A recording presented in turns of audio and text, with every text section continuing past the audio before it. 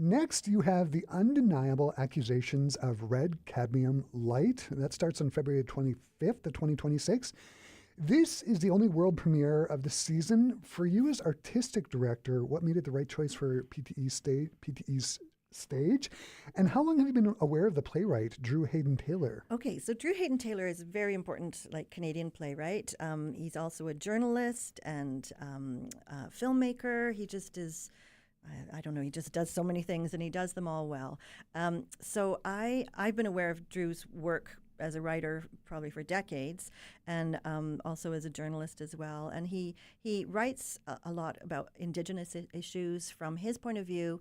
There's often a lot of sort of cheekiness or comedy along with his writing, but also very pointed. And anyways, I'm a huge fan of his work. I read a few of his plays in preparation for the job interview, again, putting together that sort of proposed season.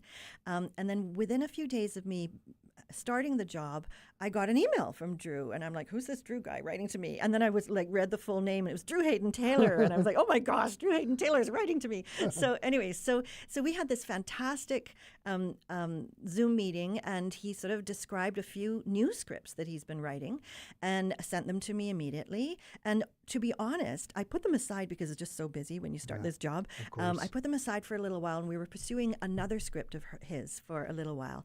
And then I pulled them out, these new scripts, and I thought, oh, okay, wait a minute. This particular play is the right one for the season. It is so topical. So it tells the story of this gallery owner on Otter Lake First Nation, and she specializes in the counterfeit art scandals that were happening in terms of particularly Norval Marceau's artwork, as well as other Indigenous artists. So their artwork was being counterfeited, and people were making money off of it, and it's just a horrifying situation. So she's a specialist in that area of the art world, and her daughter is this very prominent Indigenous educator.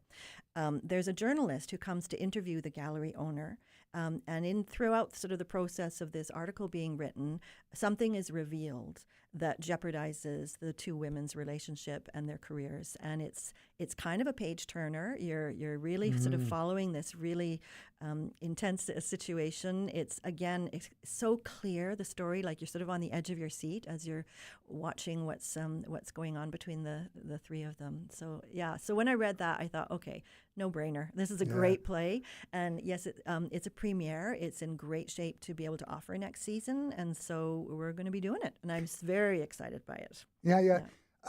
So you talked about the art and the counterfeit.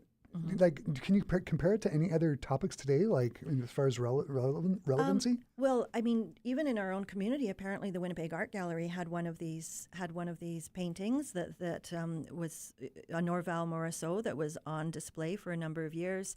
And when it was revealed that there were a number of his works that had been counterfeited, they discovered that this was one, and so they immediately removed it, of course. But it's quite an intriguing kind of situation, because you have people who have willingly paid money thinking that they're getting an authentic painting, and then there's people who are profiting from this fraud. So there's lots of themes and things going on there in terms of identity and representation and intrigue.